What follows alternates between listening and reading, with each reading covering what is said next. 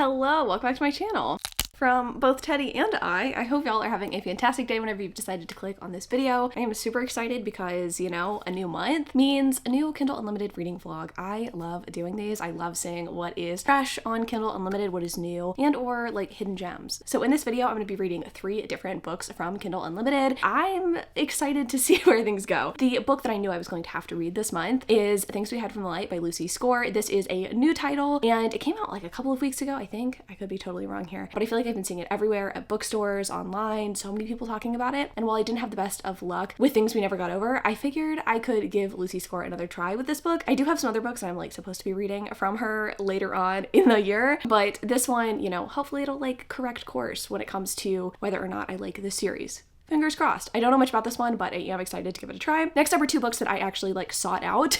I didn't know how else I wanted to round out the vlog and like what I wanted to add, but I found 2 books that I'm excited about. First up is Meeting Millie. This is a Sapphic romance and I don't know much about it except for it's set at Oxford. You know, it's about 2 ladies who I think love each other and I am excited to read it and give this one a shot. I specifically went on the LGBTQ plus Amazon bestsellers list and I saw this book. The cover just totally jumped out to me, so excited to try this one out and hopefully find a new Sapphic gem. And then lastly, I picked The Wrong Mr. Right. I've heard that this one has like kind of a cutesy like makeover type vibe. I know a lot of people don't like makeover scenes in books, but I personally do. I don't know if that's like true or not as to whether that's included in this book, but some of the Goodreads reviews said that that was it. And I think it's like a fake dating situation maybe, or like, I don't know. I know it's friends to lovers and there's surfing involved and I don't know. It just sounded cute. I like the cover. Again, I think the covers definitely got to me this time, but excited to give all 3 of these books a try. So let's go ahead and get into the vlog portion of this video. I think I'm going to start out with Things We Hide from the Light. All right, friends, it is late on Saturday night. I intended to start this vlog much earlier, but some days are more chill than others, and I've actually been writing my own book, so I'm not too mad at how far I've gotten into Things We Hide from the Light by Lucy Score. This is the second book in the, is it Knock 'em Out series?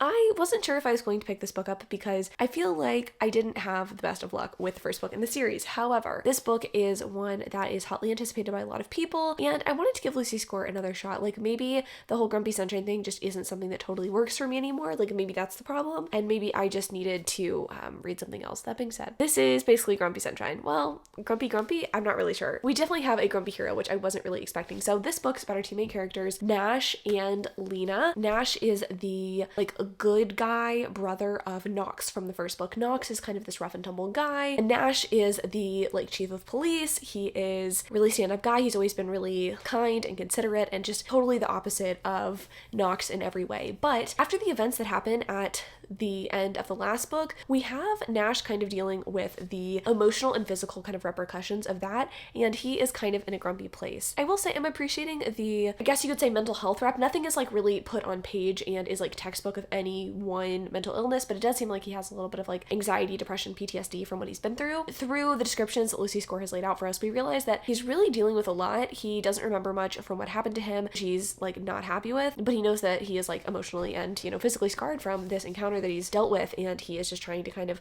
figure out exactly what happened. That's kind of plaguing him, and he's trying to figure that out, and he's also trying to, I guess, get back to a healthy place while also not necessarily putting the steps in to get there. But he has a dog come into his life, a stray dog that comes into his life to kind of like cheer him up, and he also has a new next door neighbor in his brother's ex-girlfriend slash best friend who's moved in next door, Lena. I would say like kind of intrigued about this story. It feels a little bit more mature than the last book, which I'm appreciating. Oh, it is moving at a pace that feels a little bit slower, which is kind of why it's taking me a while to get through it. Lena is in town and we find out pretty quickly that she's not actually the insurance agent that she wants us to believe she is. She is an investigator.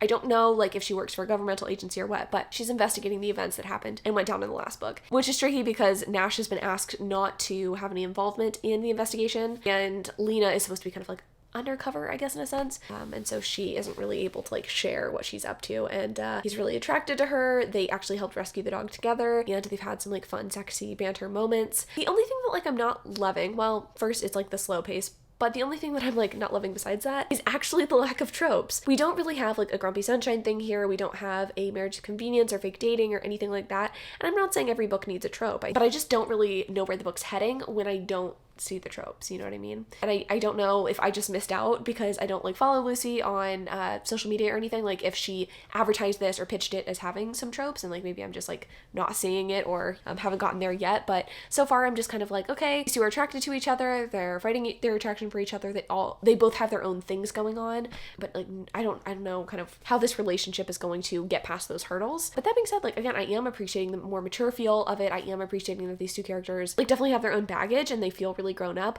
Oh, I think we also were led to believe that Lena might have some health issues as well that make her parents a little bit overbearing, etc. So I don't know, the characters feel very real, which I like. I'm not 100% sold yet. That being said, I think it's going better than Things We Never Got Over, so that's a win to me. I am liking actually the inclusion of the characters from the last book as side characters. I think they're great as side characters. Actually, I like them as side characters, and I'm ready to read about some like real people, shall we say. People that feel a little bit less like caricatures, so that's nice. Let's get unready, or I guess ready for bed together. I'll tell you how I'm feeling about Things We Hide from the Light by Lucy Score. God, that took me a second. I'm sorry, these titles, like, we'll never be able to really remember them. Okay, at the 40% mark, I feel like I'm starting to understand the story more. I think I'm starting to understand the vibes more. I don't know that I'm loving the vibes, which is weird because this one is definitely more mature than the last book. Like I was saying, I think this one definitely, like the characters aren't irritating me nearly as much. That being said, that doesn't mean that much to me. I feel like I still need to be invested in the story, and like I am enjoying the characters and the townspeople more, which is like great, and like that's certainly a part of like a small town romance, is liking those things. But I didn't sign up for a like romantic suspense novel, which is kind of what I feel like I'm getting when I'm reading this. The point of it is to bring up the events of the last book. We're gonna like solve some crime, and it's gonna be a crime thriller mystery romance. I didn't want that, and I'm sorry, but like the cover of it did not lead me to believe that that would be what this book is about. That's a problem for me, especially since I don't know how many of my vlogs y'all watch, but I don't have luck with those kinds of stories typically. Like I don't.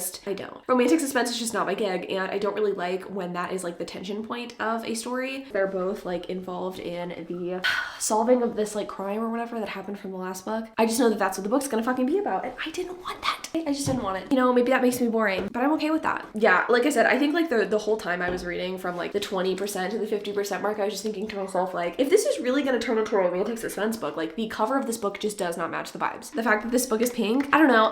Here's the thing, I think that's a troubling trend that I'm seeing in romance lately, is that like we are getting too many flowery book covers that are not telling me anything about the book. I'm not saying you need to have like a police badge and like a gun on the cover of your book. I'm not getting like small town romance vibes from the cover. I'm also not getting like romantic suspense vibes, you know. And maybe like, I was gonna say maybe I'm off on the romantic suspense vibes, but I don't think that I am. I think that I'm like very spot on, because the end of the last book was kind of romantic suspense. What really is suspense, right? Like, is it just like a chaotic plotline at the end of the book? So that's kind of what I'm getting from the romantic suspense that I've read, so I don't know. Here's the thing, if I was looking at this objectively, like I said, I should be happy that this book is better, you know, than the first one, but I'm just not vibing with it. It's like less fun and yet also technically better, so like, it's like broccoli compared to gas station sushi, right? It's better for you, but it's a whole lot less fun. On that note, I'm gonna slug to the gods, slug till the cows come home. If you have dry ass skin and you're not putting Aquaphor all over your face on top of your moisturizer, what the hell are you doing? I know slugging was like sort of a fad for some people, but slugging is a way of life for this girl. So I am gonna go to bed greased and gooped. I will come back to you bright and early tomorrow morning and tell you my final thoughts on this book. And hopefully we can have more fun with the other ones, because I'm feeling Sapphic, I'm feeling sports romance, I'm feeling fun. Happy Sunday. I've got my Pepper behind me. All is good. My sister's cats went home yesterday. I think actually before I started filming this, but my house is quiet and I've got Pepper behind me and I'm vibing. Things are good. Well, I say that. I sort of have the Sunday scaries, I won't lie. I feel like I need to get a lot of stuff done around my house so that I feel prepared going into the following week. Having my sister's cats here was delightful, don't get me wrong, but I feel like my life's a mess, or at least my house is a mess. And I would really like to get this thing clean, like everything clean and squared away before the week starts. But all of that being said, let's chat while I do my makeup. Like, I'm so sorry it has to be this way. I really, really wanted to like this book. Hell, I wanted to like the first book, but I just think that this author's work is just maybe not for me. I do have 2 other books by her that I need to read this year. So like, you know, I'm really going to figure out if maybe it's just the series that doesn't work for me or what. I think my issue with this book, like the main issue that I had, sort of just the pacing. I didn't hate the characters by any means, which was really nice, since in the last book I kind of didn't like the characters, but I really think there was a pacing issue here for me. It was like things would sort of pick up and then they would sort of died down just as quickly. And I feel like any momentum when it came to the chemistry and sort of like the physical relationship for the two main characters, it didn't go anywhere. It didn't lead anywhere exciting. And by the time they finally got together, it felt like, okay, I guess, like, yay. And to me, that's like the kiss of death for a romance novel. It happens like fairly often, I would say, that, you know, initially I'm excited for these two characters to get together, but then the author actually draws it out too long. Like the opposite of a slow burn, you know what I mean? A slow burn, you are just hanging on every word. You are so excited for the characters to get together. And when they finally do, it just, it's like a sigh of relief almost on the part of the reader, and also just like giddy excitement. But if you draw out tension too long, like, you give us way too much lead up, not a lot of like excitement. I don't know. I'm just never going to get really hyped by the time the two people have sex. I will say, sex scenes in this book seemed to be a touch less cringy than the sex scenes in the first book. So again, happy with that. But it's just so tough because when I actually think about this book compared to last book, it's like the things that I disliked were different, but my enjoyment might be the same. So I don't know. I really don't know how I would rate this book. If I want to give it 2 or 3 stars, I feel like 3 stars implies that I really liked any part of this book. But once I got to that 50% mark, I'm going to be honest with y'all, like I was just so fucking bored. I wanted to skim. I did not. I wanted to desperately. And then also I think part of it is not just like a craft issue for me. It's also just, I don't like romantic suspense, and this had a romantic suspense plotline in it. I think romantic suspense could maybe work for me if the setting were different. It seems like all of the romantic suspense books that I have read lately have been set in small towns. And here's the thing. I like neat boxes. I always have. If you're gonna give me a book, I want to know what the fuck I'm expecting, you know what I mean? That's not to say that you can't occasionally switch things up, you can't genre break from time to time, but if I'm reading a small town romance, I sort of want it to feel cozy. I do, I just do. I want to feel like I know these people and I'm excited to know these people, and I want it to feel kind of like cozy and insulated. Like that's the whole point of a small town, in my opinion, is to make you feel like, oh, like you know these people, and it's just, you know, such a great setting for a romance. When you try to bring like murder and intrigue into a small town, you'll lose me. If I wanted that, I would go for a thriller. And again, it's like, I'm not trying to shade this author or any author that does this. It's just not what I personally as a reader like. Like I want something that's going to feel cozy. If it's gonna be in a small town, make it fucking cozy. Like I could maybe do like small town paranormal or like small town football romance, like things that I feel like kind of go better in a small town. I don't know. Just romantic suspense in a small town is not my vibe, and I'm sticking to it, okay? It wasn't a total win for me. Again, like I think the craft improved, kind of. Like I think the characters were better, but again, pacing just kind of fell apart for me. But you know, I think this is a book that will work for other people. I think if you like Catherine Cowles, I think you might really like this book. It was really giving Catherine Cowles vibes. Maybe a little recommendation for you if you're looking for something new to read and you like romantic suspense. But you know, I'm glad I gave this one a try. I'm glad that I now know things that I didn't before. I like to read the popular books, right? Like I like to know kind of what's up and whether or not I like something. So now that I'm looking like an absolute ghost, I'm actually going to end this clip here. I was going to chat some more with you, but I feel like I want to finish my makeup and I want to get started on doing stuff within my house and or starting on the next book. I don't know which one I'm going to start, but I'll get back to you. Honestly, the sunshine is such a blessing when I'm stuck inside all day doing laundry. I have gotten like 20% into my next book, which I'm so excited to tell you about. But before I do that, I wanted to tell you a little bit about the sponsor of today's video, which is honestly perfect timing since I'm doing so much laundry today. I, if you didn't know, recently redid our laundry room with my husband. He did the majority of like the physical labor and I did the painting and stuff in there, but we ripped out some open shelving, put in new cabinets, put in a like folding table, which has been such a nice touch in there. And it makes the whole laundry process amazing. But I have been wanting some art to go in there because it feels like a little bit empty in the space without something on the walls. And whenever Tailored Canvases reached out to me, I knew that I was going to pick this art out and put it in my space. It's like absolutely perfect for the laundry room, and it tells me exactly, you know, all of the laundry rules that I probably didn't already know. I like to make sure that my stuff holds up over time, and you know, having the laundry rules on the wall is going to be great. If you don't know who Tailored Canvases are, they essentially do custom canvas wall art. You can get like your last name on their canvases. They have a million different options to choose from, and they also have some like non-personalized art as well on their site, but there is just so much to choose from, and I absolutely loved going through the site. I've actually already kind of like bookmarked and earmarked a particular canvas that I think I might get my mom for Mother's Day coming up here. I know that she loves personalized stuff, and she would definitely love something with like the family last name on it. I don't know if I'm gonna get it for her laundry room or for another space in the house, but Tailored Canvases has basically everything that you could look for when you're looking for personalized canvas art. So I'm excited to find a space for this in my laundry room. And if you need any personalized canvas wall art for your space, you can use the code Chandler15 for a bit of a discount. I will leave a link in the description to lead you to the site. I believe this discount is going to get you 15% off, which is obviously awesome. So thank you to Tailored Canvases for sponsoring this portion of today's video. And I think having this on the wall is going to make the laundry process that much easier and that much smoother. And just the quality of this is really fantastic. It has like a fully finished back on the back, and you can hang this in like different orientations, just kind of like depending on the canvas itself and like what's on it. So love that touch. But let me go ahead and tell you about Meeting Millie, which I'm like 20% into. I'm loving this. I will say when I initially picked this book up, I wasn't totally sold on the writing style. It was a little bit challenging for me to get into, just the way that it was written in the descriptions and stuff like that. But I feel like I'm immersed in the writing style at this point, and I feel like I am just so invested in the characters that I don't care. It's reminding me a little bit of Alexis Hall's writing style, if you've read anything by him before. But this story is about our two main characters, Millie and Charlotte, and they meet back in Oxford. They meet because they are both going to study law, and they kind of strike up this friendship that is platonic, I believe. Charlotte is an out lesbian and Millie is seemingly straight. Millie's mission is to like help Charlotte finally like bag a lady. I don't think that Charlotte has ever been with a woman before, and seeing how supportive Millie is of this like idea is just so sweet. It's so sweet seeing them kind of like go to gay clubs and stuff together. And then we also get kind of like a present day timeline 13 years later when Charlotte and Millie are back in Oxford in their respective careers. We find out that actually Millie is no longer an attorney. She's a physiotherapist instead. I think in the US we call that like a physical therapist, but it is really cool seeing them kind of reconnect and also getting again those like flashbacks of their time together at Oxford. I think this is going to be like a second chance romance, friends to lovers sort of thing. It seems like maybe something happened to where their friendship ended, and I'm wondering if that was because like maybe one made a move on the other and it wasn't reciprocated. I don't know. I am really curious to see. We've already had like one semi-intimate moment where we have, I don't think this is a spoiler to say, we have Charlotte taking Millie to meet her mother, and even though Charlotte is out to her family, they kind of just pretend like Charlotte's sexuality doesn't exist, and that pisses Millie off, and Millie basically kisses Charlotte in front of Charlotte's mom, and it is just loaded with sexual tension. So I just cannot wait to see where the story leads. I feel like I have not read a good Sapphic story in a while. Not that I've like read bad Sapphic stories lately, but I just don't think I've read very much Sapphic romance lately, and I'm very much ready to remedy that. I have been looking at the Amazon bestseller charts lately to try to find more LGBTQ plus romances, and I have found some that have struck my fancy. So hopefully you'll be seeing more of this in the future and in future vlogs. But so far I'm having a fantastic time and I love to see it. So I'm gonna get further into this book and then I can tell you more about kind of where the plot's headed.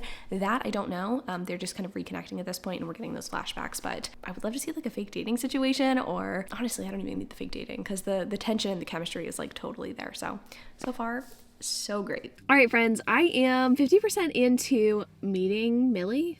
For some reason I want to say Meet Millie, but I'm pretty sure it is in fact Meeting Millie. Let me just tell you, this is phenomenal. Like, run, don't walk to pick this book up. I'm only 50% of the way in, but I cannot see this being any less than a 4-star read, but I'm really feeling 5-star vibes from this book. So plot-wise, it is really just about Millie and Charlotte reconnecting. I was wondering if there was going to be like a forced proximity situation, or if they were going to fake date, or if there's going to be any like tropiness, and I haven't really seen that, but I'm not actually mad at it.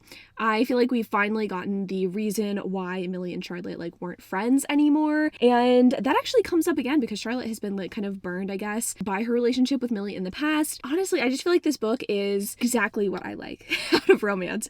It is properly angsty without being too overwrought. I mean, I like overwrought angst, don't get me wrong, but like it's just the proper amount of angst. You've got all of the big emotions and big love, and it is just fucking perfect. Like I'm so hyped about this book, y'all. I didn't know what to expect going in, but the cover really drew me in and I'm in love. I'm trying to think of like what else I can tell you to convince you to pick this book up, but again, if like friends to lovers, second chance romance doesn't just like immediately make you want to pick up this book, I don't know what will. I love it. I'm curious to know if this is going to be like a closed door romance or if we're going to get some sex scenes. I feel like we will probably get sex scenes, but I don't know for sure. 50% in and we haven't had any like sexual or even really like romantic contact yet. Like we know there's feelings there, but they haven't acted on them, and I love that. Like I just think the pacing of this book is perfect. I love the dynamics there. The only thing that I don't love, I would say, is the professional storyline for Charlotte. She has a like kind of nemesis or rival at work.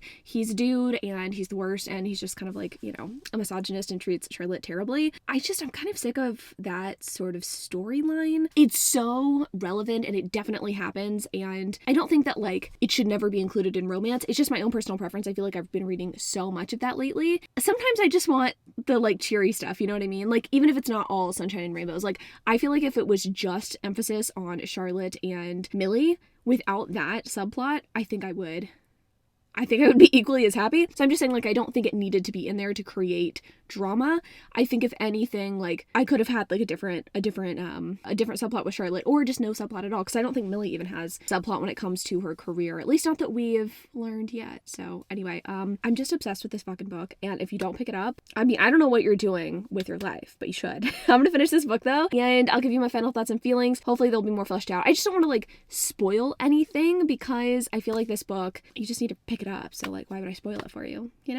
I'm actually at the lake by my house. Hayden has already ventured down there, and I am going to write my own book, but also maybe finish this one. I mean, I'm going to finish it soon. I just don't know if I'm going to finish it right in this moment, but next time you see me, I will be still in this ugly green outfit that is really warm, and I will be in the car with Hayden. So see you in a bit. Tedador does not want me to tell you about it. He says it's dinner time. But guess what? It's actually not. Dinner time is in 30 minutes. So I think you can wait for mom to give this update. I really enjoyed it. I gave it 5 stars. Exactly what I want from a romance. It had a lot of angst and a lot of real life stuff that I thought made the characters feel so real to me. I'm sorry, I like the miscommunication trope. I know that it's not a favorite of a lot of people. Get it, but I also think that it is just true to real life. People miscommunicate. People are scared to be honest and to share their feelings with other people. So I think it makes sense that that's something that is used frequently in romance. I think when it's used to create tension and angst and pining, I like it. I like the miscommunication trope. So this was really delightful. The only things that I would warn people of, I would say, would be the angst and miscommunication trope. Like, if you do not like those things and you're just looking for a fun rom-com that feels a little low stakes, you're not going to like this book. And then also there were some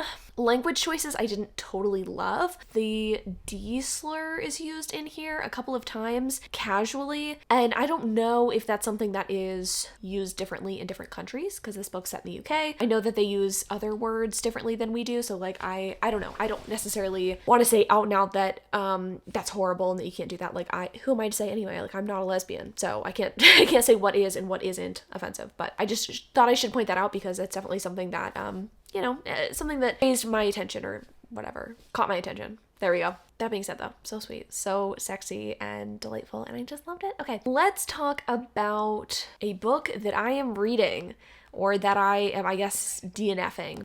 The Wrong Mr. Right. This one I was really excited about because the premise seemed kind of cute and a little bit silly, and the Goodreads reviews had me convinced that this would be something I would like. This just isn't working for me. So this book's about our two main characters, Hannah and Wyatt. Hannah is running her mom's bookshop that she left to her daughter, I guess, like the family bookshop. Her mom was successful in running it back in the day, but the shop hasn't necessarily been keeping up with the times, like technologically. Like, there's no Instagram presence, there's no website, etc. And she desperately wants to implement these things, but her dad's like, this is how your mom would want it to be. Like, we don't want to incorporate technology. It's not a good idea. And he's like kind of unaware of how poorly the business is doing right now. So that's kind of like her subplot, I guess, that's going on. And she also like wants to find love because she knows that her mom like really wanted that for her. And then we have Wyatt, who is trying to win a surfing competition and go pro. Basically, Hannah asks Wyatt, this acquaintance of hers, if he will take her on as like hot girl. Like, she wants to become a hot girl, and he's dated a lot of hot girls, and so she thinks that he can teach her how to be a hot girl and she'll get dates or whatever. And so far he's like encouraged her to ask out 10 different people as like part of her training or something like that, and she can't say no. I'm just not vibing with the story and the storytelling, which sucks because I really, again, was excited for this, but there's a couple issues here. Number one, I feel like the characters, I need more introduction to them at the beginning of the story. Like, sure, I don't want to be bogged down with all of the details at the very beginning, I don't want info dumping, but I want to instantly kind of connect with the character on some level. And even though I was supposed to sympathize with Hannah because of her like mom or whatever, I just didn't. Like, I just didn't instantly care for her or like sympathize with her plight. Wyatt really didn't care about, because literally all he likes is surfing, and he's just characterized as a dude bro, and like what's really like thrilling about that? And then we have the plot itself, which unfortunately was just a little bit too silly for me, which is kind of a bummer. But I like the idea of like a makeover or like learning how to be hot or whatever, but I feel like it would have been more convincing to have our heroine like be pining after someone or like have a crush on someone and fake date Wyatt, and Wyatt could like teach her how to be a hot girl in that regard. Like, they're not friends at the beginning of the story, and for me, for friends to lovers to work, they kind of have to be friends before the story starts. This is just like, okay, acquaintances, and he's teaching you how to get guys. I don't know if I'm like making any sense here, but I'm just not vibing with the story, and I keep reading and I'm still just like, okay, when am I going to care?